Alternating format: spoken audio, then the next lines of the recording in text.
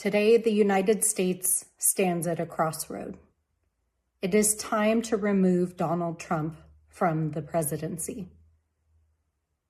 This morning, the President of the United States used his social media platform to threaten to wipe a civilization from the face of the planet. Let us be clear. Not only is this activity unbefitting a president of the United States, but it is the threat of actual crimes against humanity and war crimes under international law.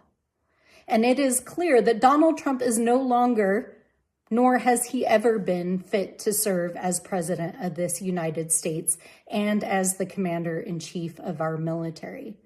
Now, there are a number of tools that can be used to remove him from the presidency, but we cannot do it alone. We need our colleagues across the aisle, the Republicans who control the White House, the cabinet, the Senate, and the House, to find the courage and the backbone to act not only for the humanity of this planet, but for the national security and well-being of this country. And so that is why I am calling for the invocation of the 25th Amendment by the cabinet, why I am calling for the impeachment by Congress, and why I am calling for the passage of a war powers resolution in Congress to stop this president right now.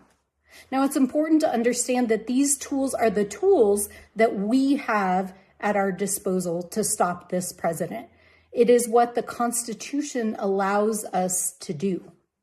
In the case of the 25th Amendment, as was passed and ratified in 1967, Section 4 has never been utilized in the United States before, but it provides that the vice president and a majority of the cabinet can call for the president to no longer serve as president and for the vice president to step in and to act if he is incapacitated. Congress cannot do this on its own. This is an action that must be taken by a vice president and by the cabinet. And if the president contests that action, then Congress has to act by a 2/3 vote in both chambers. And so while it is not a silver bullet for solving this issue at this moment, it is the most immediate action that could be taken to remove the president from the dangerous and life-threatening position that he is currently occupying. Now, Congress still must act. We must impeach this president. It is clear under our constitutional duty that he has committed high crimes and misdemeanors of manyfold.